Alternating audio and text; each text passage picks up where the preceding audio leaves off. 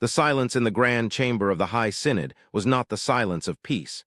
It was the suffocating, dense stillness that precedes the collapse of a star, a heavy atmospheric pressure that weighed upon the respiratory vents of every delegate present.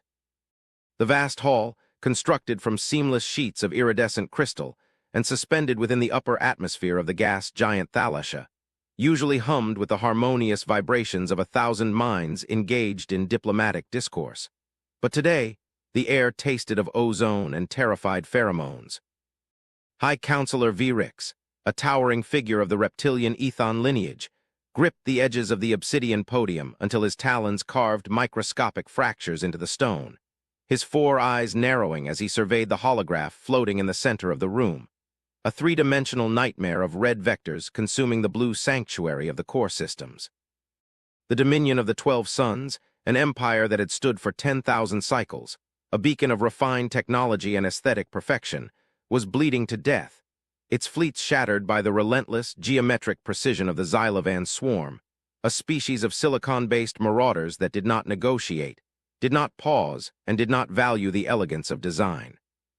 The Synod had run out of fleets, they had run out of time, and now, in the depths of their desperation, they were debating the unthinkable, discussing a proposal so distasteful to their refined sensibilities that several junior delegates had already left the chamber in varying states of nausea. Virix exhaled a plume of cyan vapor, the Ethon sign of extreme distress, and allowed his gaze to drift toward the far end of the chamber where the representative of the Sol Republic stood, a small, soft-skinned biped named Ambassador Kale, who looked painfully out of place amidst the towering, chitinous, and crystalline forms of the Dominion's elite. The humans had been admitted to the periphery of the Dominion only a few cycles ago, tolerated as curious scavengers, bottom feeders who occupied the radioactive dead zones and asteroid belts that the civilized races deemed uninhabitable. They were known for their crude industry, their stubborn resilience, and their baffling habit of collecting the refuse of the galaxy, broken hulls, burned-out hyperdrives, and fractured shield generators, which they hauled back to their smoky industrial shipyards in the dark corners of space. To the High Synod, humanity was a species of junk dealers, tinkerers who lacked the aesthetic vision to create true art or true warships, creatures who lived in the filth that the Dominion discarded. And yet here they were, the only species with a fleet still intact. If one could call the drifting agglomerations of scrap metal they piloted a fleet. "The proposal is ludicrous," spat Counselor Kynar of the Volosian hegemony, his translucent wings vibrating with indignation as he gestured toward the human ambassador with a slender, multi-jointed limb. "We are the inheritors of the progenitor tech. We command the Starforges. To request aid from the Terran scavengers is an insult to our ancestors. Look at their vessels. They are abominations of engineering, stitched together from the corpses of dead ships, welded with primitive alloys, devoid of symmetry, devoid of grace. You would have us place the fate of the core systems in the hands of garbage collectors. The Xylovans will not just destroy us, they will laugh at us before they turn our cities to glass." Kynar's voice echoed through the acoustic focal points of the chamber, amplifying his disdain, and a murmur of agreement rippled through the gathered delegates. A symphony of chittering, humming, and telepathic ripples that signaled a consensus of arrogance even in the face of extinction. Ambassador Kale did not flinch, did not shift his stance, and did not display the biological markers of fear that the Ethon sensors were desperately trying to detect. He stood with a terrifying stillness, his hands clasped behind his back, his uniform a matte gray that absorbed the ambient light rather than reflecting it, a stark contrast to the shimmering, jewel-tone robes of the counselors. When he finally spoke, his voice was low, modulated by a translation device that stripped away emotional inflection, delivering a sound that was flat, cold, and utterly pragmatic. "High Counselor," Kale began, his eyes scanning the room not with defiance but with a weary patience like a teacher explaining simple arithmetic to a particularly slow child. "You speak of aesthetics, you speak of symmetry and grace, you judge the worth of a vessel by how the light catches its hull. This is why you are losing. The Xylovans do not care about your art. They care about physics. They care about kinetic energy and thermal output. You have built ships designed to look magnificent in a parade, and they shatter like glass under real fire. You call us scavengers. We accept that tit. We are the ones who clean up the messes you leave behind. We are the ones who find value in what you discard. And right now, the only thing standing between your precious crystal spires and the plasma bombardment of the swarm is my people and our garbage. We do not ask for your respect. We do not ask for your permission. We simply inform you that the asterisk Hephaestus is already en route to the Orax sector. If you wish to survive, you will link your sensor grid to our tactical network. If you wish to die with your pride intact, then by all means, continue to debate the aesthetics of your funeral pyre. The silence that followed was absolute, a vacuum of shock that sucked the air from the room. No one spoke to the High Synod in such a manner. No lesser species dared to lecture the architects of the Dominion on the nature of warfare. Vrix felt an involuntary shudder run through his scales, a primal reaction not to the insult, but to the sudden, chilling realization that the human was right. The Dominion fleets were beautiful, sleek, and fragile, designed for swift, decisive strikes in civilized warfare, not for the brutal, grinding attrition of a war against a hive mind that threw ships into the grinder without hesitation. The humans living in the harsh, resource-poor outskirts had never had the luxury of elegance. They had evolved in the dark, fighting for every scrap, learning to endure, to repair, to survive. Vrix looked at the holographic map again, watching the red tide swallow the Orax system, the gateway to the inner worlds. He made a decision that felt like swallowing jagged glass. "Ambassador Kale," Vrix rumbled, his voice deep and resonant. "The Orax sector is already lost. Our evacuation ships are pinned against the gravity well of the local star. If your vessel can buy them time, the Synod will reconsider the status of your species. But be warned, if you bring shame upon the Dominion by deploying a fleet of floating refuse that disintegrates at the first volley, there will be no place for humanity in this galaxy when the war is over." Kale's expression remained unreadable, a mask of calm determination that was far more unsettling than open anger. "The asterisk Hephaestus does not disintegrate, High Counselor. It endures. Initiate the link. You might want to adjust your sensors. What you are about to see will not be pretty, but I promise you it will be effective." The human turned and walked out of the chamber, his footsteps echoing on the crystal floor with a heavy, rhythmic thud that sounded like the ticking of a doomsday clock, leaving the rulers of the galaxy alone with their fear and their prejudices, staring at the empty doorway and wondering if they had just authorized their salvation or their ultimate humiliation. The transition from the serene, artificially lit atmosphere of the council chamber to the chaotic, hard vacuum reality of the Orax sector was a sensory assault that overwhelmed the Dominion's remote viewing monitors. The Orax system, once a thriving hub of commerce and mining, was now a graveyard of burning debris, the space between the planets thick with the expanding clouds of vaporized metal and the silent screams of dying ships. The Xylovan swarm had arrived in force, their ships shaped like jagged obsidian needles, blacker than the void, swarming around the remnants of the Dominion defense fleet like piranhas devouring a wounded whale. The Dominion ships, graceful arcs of silver and gold, were burning, their shields flickering and failing under the relentless barrage of plasma torpedoes and kinetic drivers. On the bridge of the Dominion flagship, Eternal Light Asterisk, Admiral Tilara watched her command console with a detached horror, her 4 hands moving across the interface in a blur of futility, trying to reroute power to shields that were no longer there, trying to coordinate fire from weapons that had been sheared off the hull. "Shields at critical failure," reported her tactical officer, his voice trembling with the suppression of panic. "The evacuation transports are taking heavy fire. They cannot jump. The gravity interdiction field is still active. We are trapped, Admiral. The swarm is closing for the kill stroke. There are no reinforcements. We die here." Tilara closed her eyes, preparing herself for the end, composing her mind to meet the ancestors with dignity. She had fought bravely. Her crew had fought bravely, but bravery was no match for the mathematical superiority of the swarm. They were outgunned, outmaneuvered, and outnumbered.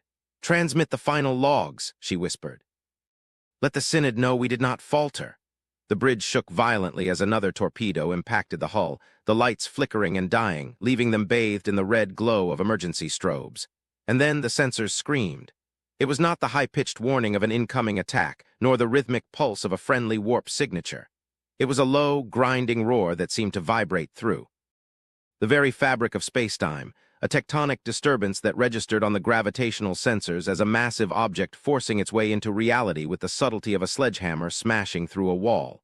Space distorted, twisting and buckling, and then tore open. From the rupture in the void, something emerged. It did not glide out of hyperspace like a Dominion vessel. It erupted, dragging trails of exotic particles and static discharge with it. The view screens on the asterisk Eternal Light flickered and adjusted, trying to make sense of the object that now dominated the local space, positioning itself directly between the swarm and the battered Dominion fleet. By the progenitors, the tactical officer breathed, his horror momentarily replaced by sheer confusion. What is that thing? It was a monstrosity. There was no other word for it. It was a ship only in the loosest definition of the term. It was a mountain of metal, a chaotic asymmetric agglomeration of hull plates, girders, and docking clamps that stretched for nearly 20 kilometers in length. It looked as though 100 different ships from a dozen different eras had been smashed together in a compactor, and then welded into a single, cohesive mass. There were sections of hull that gleamed with the golden alloy of the ancient Elari dynasty, patched next to the rusted, pitted iron of primitive industrial haulers. There were sensory blisters that looked like they had been ripped from a scientific outpost, bolted onto armor plating that still bore the scorching scars of plasma burns from battles fought centuries ago. The ship had no clean lines, no aerodynamics, no discernible front or back save for the colossal, gaping maw of its main drive thrusters which burned with a dirty orange nuclear fire, spewing radiation into the void. It was ugly. It was terrifying. It was the asterisk Hephaestus asterisk. "Hail them," T-Lara ordered, her voice cutting through the stunned silence of the bridge. "Find out who is piloting that wreck." "They are broadcasting on all frequencies, Admiral," the comms officer replied. It is a wideband noise signal. Wait, it's clearing up. Audio only."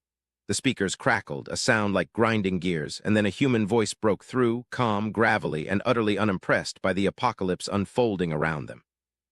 "Dominion vessel asterisk Eternal Light asterisk. This is the United Sol Navy Heavy Engineering Cruiser asterisk Hephaestus asterisk. We see you're in a bit of a bind. We suggest you pull your remaining ships behind our shadow. We're about to start work." "Work," T-Lara practically shouted. "You are entering a combat zone. That debris pile will be vaporized in seconds. The swarm has dreadnought-class capital ships." "We know," the human voice replied, almost sounding amused. "We've been tracking them. Nice ships. Lot of good raw material. Hephaestus out." Before T-Lara could respond, the Xylovan swarm reacted. The alien AI, recognizing a new target, shifted its focus from the crippled Dominion fleet to the massive, lumbering object that had just appeared. A wing of 300 interceptors broke formation, diving toward the asterisk Hephaestus in a coordinated attack run, firing a torrent of green plasma bolts that could melt through standard cruiser armor in seconds. T-Lara winced, expecting to see the patchwork human ship disintegrate under the volley. The plasma struck the asterisk Hephaestus asterisk. Explosions blossomed across its hull, massive fireballs of superheated gas that obscured the vessel from view. The bridge crew of the asterisk Eternal Light looked away, unable to watch the slaughter. But as the smoke cleared, the sensors reported an impossibility. The asterisk Hephaestus was still there. The plasma had impacted, yes, but it hadn't penetrated. Instead, the strange, mismatched hull plating seemed to have absorbed the thermal energy, glowing a dull cherry red before rapidly cooling. The ship hadn't even raised shields. "Armor integrity at 99.8%, the tactical officer reported, his voice rising an octave. "Admiral, their hull. It's not standard alloy. The sensors are reading incredibly dense layering. It's composite ablative armor made from starship graveyards. That section they hit, it was constructed from the blast shields of a decommissioned orbital fortress. It's 5 meters thick." The asterisk Hephaestus began to move, not with the swift grace of a warship, but with the inexorable momentum of a planet. Along its jagged flanks, massive bay doors groaned open, not the sleek missile tubes of the Dominion, but industrial hangars meant for mining drones. But what flew out were not drones. Thousands of small, spherical objects were ejected into the void, creating a dense cloud around the ship. "Mines?" T-Lara asked. "No, Admiral, they are magnets." The Xylovan interceptors swooped in for a second pass, moving too fast to adjust their course. As they entered the cloud of spheres, the human trap sprang. The spheres activated, generating high-intensity magnetic pulses that didn't damage the ships directly but wreaked havoc on their navigation sensors, and more importantly, their structural cohesion fields. The sleek, needle-like ships of the swarm, designed for speed and reliant on complex active stabilization fields, suddenly found themselves subjected to chaotic magnetic shear. They spun out of control, crashing into each other, their delicate hulls shattering on impact. In seconds, the disciplined formation of the swarm was turned into a swirling, chaotic mess of collisions. "Kinetic kill confirmed," the human voice returned over the comms. "Cleaning up the small fry, engaging the capital ships. Dominion fleet, you're clear to jump in 3 minutes. We're going to draw their fire." The asterisk Hephaestus accelerated, its massive engines flaring. It headed straight for the Xylovan dreadnought, a vessel 3 times its size, a sleek spear of death that could crack planets. The dreadnought fired its main cannon, a spinal mount particle lance. The beam hit the asterisk Hephaestus asterisk dead center. This time the human ship shuddered. Molten metal sprayed into space as a chunk of the hull the size of a city block was sheared off. "They are hit," T-Lara cried out.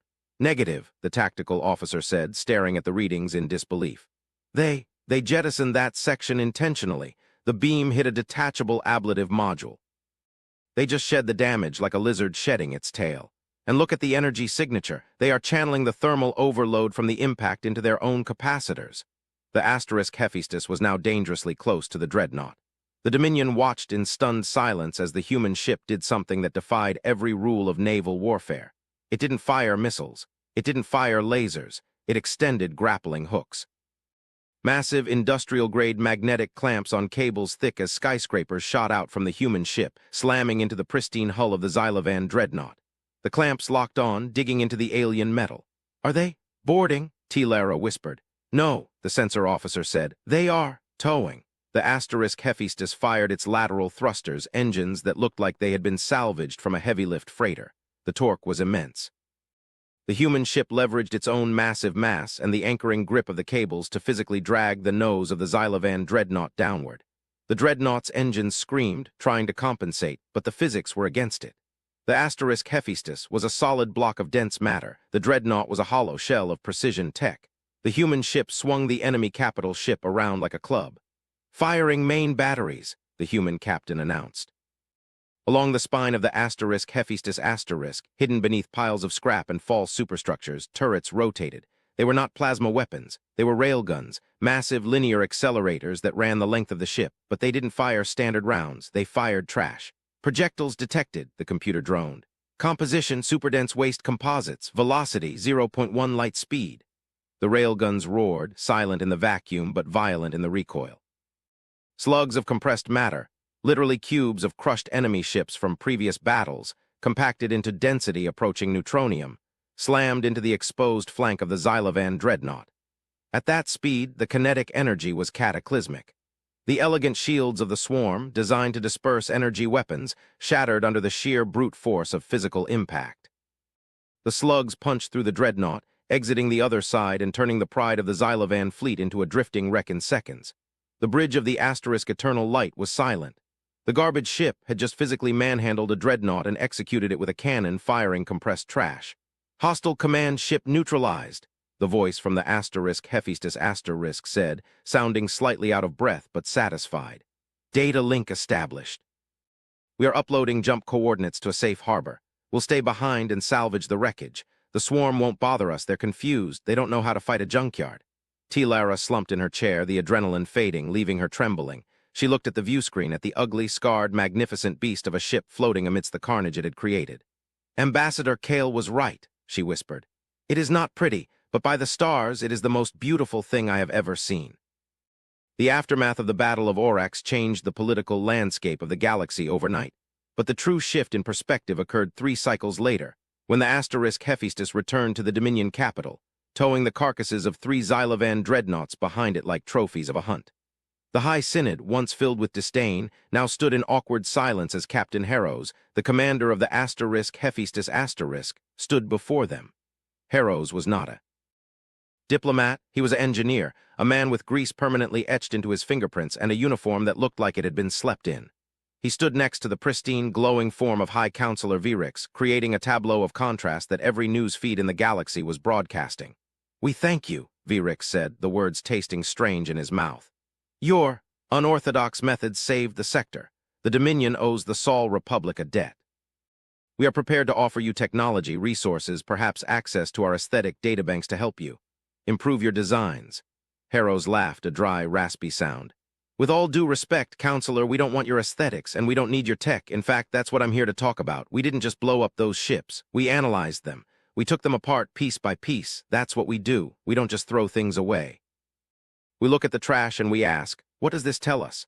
The captain tapped a device on his wrist, and a hologram sprang up in the center of the chamber. It was a schematic of the Xylovan dreadnought. "You see this?" Harrows pointed to the core. This isn't Xylovan tech, neither is this drive system. These bugs didn't build these ships. They found them, just like we find things, but they didn't understand what they found. They just turned them on and pointed them at you." The council murmured in confusion. "What are you implying?" Virix asked. "I'm not implying anything, I'm telling you. The Xylovans are a biological component of an automated system, a cleaning crew, and do you know why they attacked you?" Harrows gestured to the shimmering crystal walls of the Synod. "Because of this, your energy grid, your pristine wireless zero-point energy transmissions. It mimics the signature of an ancient enemy that the builders of these ships were fighting 1,000,000 years ago. You didn't provoke a war, you tripped a security sensor." The room went cold. The Dominion had been fighting for survival, believing they were facing a rival empire, when in reality they were just triggering an automated pest control system. "How? How do you know this?" Counselor Kynar whispered, his wings drooping. "Our greatest scholars have studied the enemy for decades." "Your scholars study the outside," Harrows said, his voice dropping to a serious, heavy tone. "They look at the energy output, the shield modulation. They look at the asterisk effect asterisk. We look at the asterisk cause asterisk. We crawled inside the burned-out wrecks. We interfaced with the corrupted data cores. We touched the dirty, broken, radioactive guts of the machine. You think trash is useless, something to be hidden away. But trash is history. Trash is truth. When a civilization falls, the only thing that tells the truth is what they leave behind in the rubble. We found the command codes in the garbage." Harrows stepped forward, looking every inch the terrifying predator that humans had hidden beneath their scavenger facade. "We can turn them off. We can broadcast the stand-down signal, but we need your central transmitter array to boost the signal. We need to turn the entire Dominion capital into a broadcasting antenna." "That would drain our power reserves," Virix protested weakly. "It would leave us defenseless." "You are already defenseless," Harrows countered. "Your fleets are gone. Your shields are failing. You have one card left to play, and it's the one we just handed you. You have to trust the garbage collectors." The debate that followed was short. There was no other choice. The Hephaestus docked with the Grand Spire, a physical connection between the sublime and the grotesque. Cables the size of trains were run from the human ship into the delicate crystalline matrix of the alien city. To the citizens of the Dominion, it looked like a parasite feeding on a jewel, a dark, hulking mass infecting their perfect capital. But as the connection was made, a hum began to build. Captain Harrows stood on the bridge of the asterisk Hephaestus asterisk, watching the power readings spike. His crew, a motley collection of humans, cyborgs, and uplifted synthetics, worked with a chaotic precision. "Rerouting main reactor output," called out his chief engineer, a woman with a cybernetic eye and a welding torch strapped to her hip. "Feeding it through the Dominion lattice. It's gonna get hot." "Hold it together, Chief," Harrows said. "Initiate the broadcast, frequency Alpha Omega 0. The signal went out. It was not a message of peace, nor a declaration of war. It was a string of binary code, a all-clear signal from a dead civilization, amplified by the desperate energy of a living one. It rippled through hyperspace, washing over the advancing fleets of the Xylovan swarm. In the Orax sector, the Xylovan ships froze. Their weapons powered down. The red glow of their engines faded to a passive blue. The biological pilots, genetically engineered to serve the machines, fell into a dormant stupor. The war ended not with a bang, but with a system reset. Silence returned to the galaxy, but this time it was the silence of relief. In the weeks that followed, the perception of humanity shifted fundamentally. They were no longer seen as scavengers, but as archivists, the keepers of lost knowledge, the species willing to dirty their hands to find the truths that the elegant races ignored. The asterisk Hephaestus became a symbol not of poverty, but of resilience.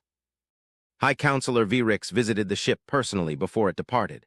He walked the corridors, seeing the exposed wiring, the mismatched bulkheads, the graffiti scrawled by crew members on the walls. He saw a crew that laughed, argued, and worked with a passion that his own people had lost centuries ago. "You have saved us," Virix said to Harrows in the ship's mess hall, sitting on a crate that served as a chair. "But I still do not understand. Why build this way? You have the knowledge now. You could build ships of crystal and light like ours." Harrows took a sip of synthetic coffee, looking around at his ship. "We could," he admitted. "But we won't. You see, Counselor, when you build something perfect, you're terrified of it breaking. You hesitate. You worry about the scratch on the paint. But this," he slapped the metal table. "This is already broken. It's already been destroyed a dozen times, which means we're not afraid to break it again. We're not afraid to bleed, and that is why we win. Because while you are trying to preserve your perfection, we are busy surviving the chaos." Virix nodded slowly, a newfound respect dawning in his alien eyes. "Entropy comes for us all," he mused. "Yeah." Harrows grinned, a sharp, predatory human grin. Entropy comes for everyone, but we're the ones who recycle it. The Hephaestus departed, its engines flaring with that dirty, beautiful orange fire, leaving the crystal spires of the Dominion behind. It returned to the dark, to the asteroid belts and the graveyards of stars, searching for the next piece of trash that might save the universe.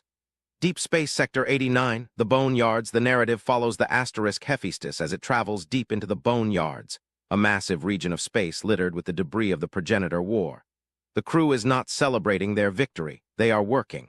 The ship is a living organism of industry. We see the internal life of the humans. We meet Chief Engineer Sparky Rodriguez, who is lovingly welding a piece of Xylovan armor onto the hull of the asterisk Hephaestus asterisk.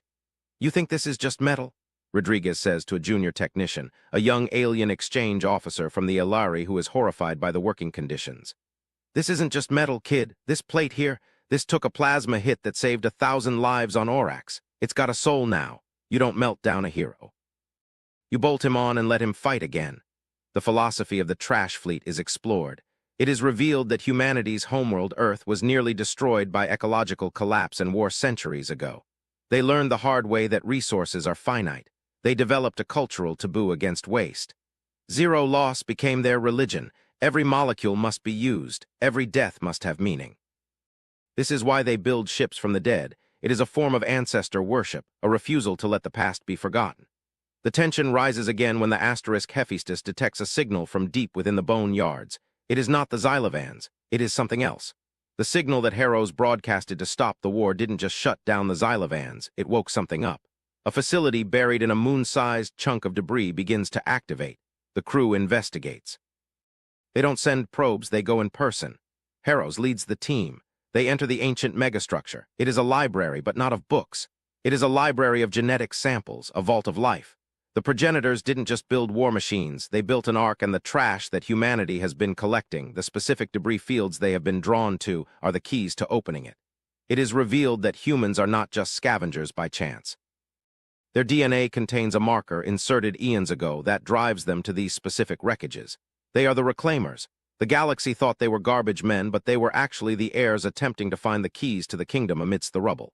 The final act takes place within the vault. An automated guardian activates, a construct of pure energy. It judges the intruders. It scans the Dominion representatives and dismisses them as stagnant. It scans the humans. It sees their scars, their patched clothing, their cybernetics, their trash ship parked outside. "Imperfection detected," the Guardian speaks. "Entropy levels high, adaptability infinite." The Guardian recognizes the humans not as the creators, but as the survivors asterisk, the intended inheritors. The trash ship is the proof of their worthiness. Only a species that could build a fortress out of garbage has the ingenuity to survive the coming cosmic winter. The twist is revealed. The Xylovans were not the enemy. They were the immune system trying to kill the asterisk Dominion because the Dominion's stagnation was threatening the galactic ecosystem. The humans, by integrating everything, by refusing to let things go to waste, represent the true path of life, evolution through assimilation and reuse. Heroes is given a choice: reset the galaxy, destroy the Dominion, and start over, or integrate them. True to his nature, Heroes chooses integration. "We don't throw things away," he tells the Guardian, "even them." The story ends with the asterisk Hephaestus leaving the vault, now carrying data that will revolutionize the galaxy. The Dominion is humbled, forced to learn the ways of the scavengers. The final image is of the asterisk Hephaestus drifting through the void, ugly, scarred, and magnificent, silhouetted against the birth of a new star. The narration closes with a reflection on the nature of worth. In a universe of cold perfection, the broken things are the strongest, for they have broken and rebuilt, and in the scars they have found the strength to hold the sky.